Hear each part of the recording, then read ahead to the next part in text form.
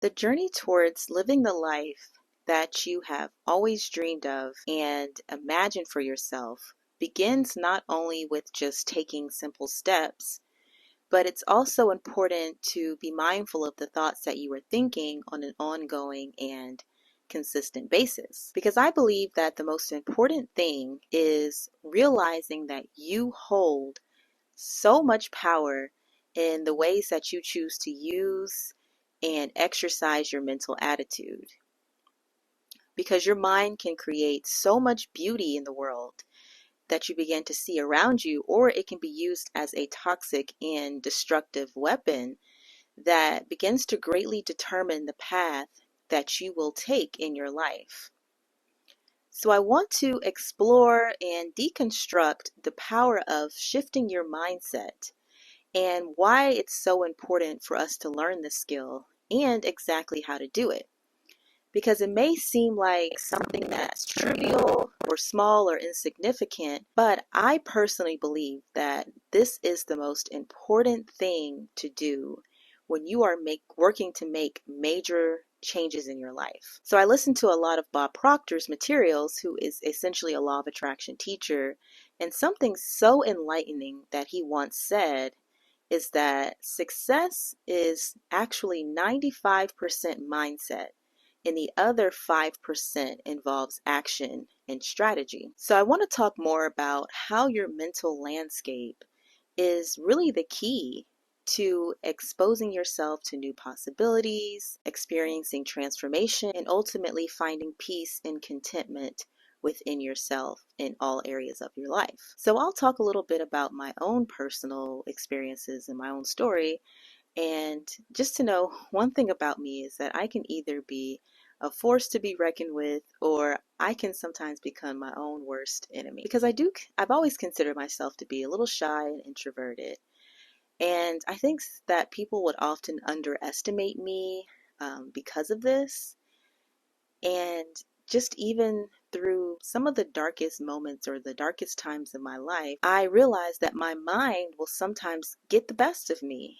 And I can basically spiral out into negativity, become very pessimistic, and my thoughts can be very destructive. And so, even though this process can be triggered unconsciously, I always, start to notice that my outer world will start to reflect back to me or match what's going on in my inner world and what I'm thinking and feeling on the inside. And so part of my journey and my path to maturity has been learning to exercise conscious control over what my mind is doing and to actually begin to use it to create beautiful things in my life, things that I actually want and desire for myself instead of using it for destructive reasons. But when I get into a good place and I'm grounded and centered within my being, I can flip into the total opposite, and I begin to attract things to myself in such a way that is just so effortless and magnetic. I've really been able to transform so many areas of my life by tapping into this power, just simply focusing on my thoughts, changing the negatives into positives, and even practicing gratitude. And I believe this process works the way it does because the thoughts that we think create our beliefs that we hold in our minds about the world, and they influence the way that we interpret and see the things around us, because our thoughts and beliefs create an overlay that begins to determine the meaning that we give to things that we experience or challenges that we come across. It determines our ability to see those challenges as opportunities.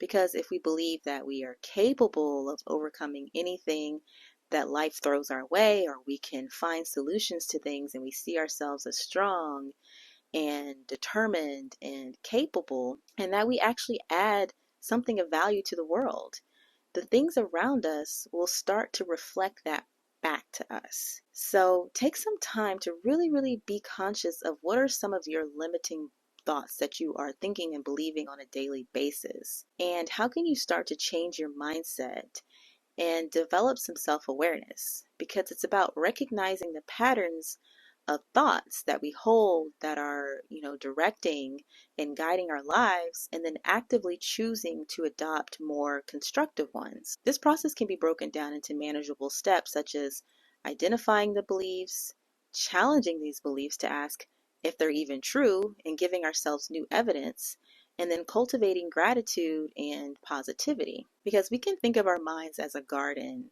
and negative thoughts can act like weeds that if we leave them unchecked, they can start to overrun the landscape of our mind or overrun our garden. And positive thinking, on the other hand, is like intentionally planting a seed of your favorite flower and then on a daily basis nurturing it till it blooms.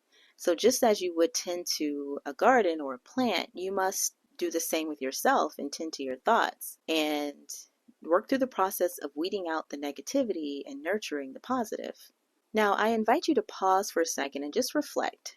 What are the predominant thoughts that occupy your mind? Are they actually serving you, or are they hindering you or holding back your progress? And feel free to share your insights or what you come up with, or any of your experiences down in the comments. I'm very interested to know. I would be very interested to hear about your experiences as well, because the only limits that exist that keep us from living the life that we desire are the ones that we place on ourselves through our mindset and our thinking. And by committing to a process of continual self-improvement and self-growth and self-awareness and mindset transformation, you can really unlock the door to living the life that you've always dreamed of for yourself. So I encourage you to take the first step today on this journey so that your future self can thank you.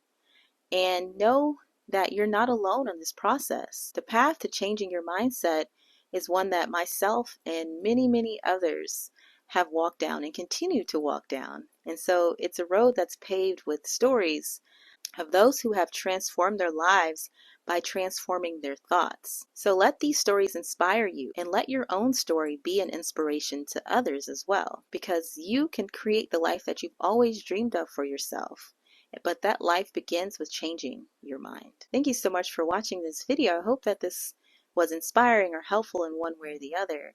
If you haven't subscribed to the channel, take some time to do that now. Leave a comment down below. Make sure to check out the free PseudoSage Facebook group. And once again, thanks for checking out the video, and I will see you in the next one. Bye.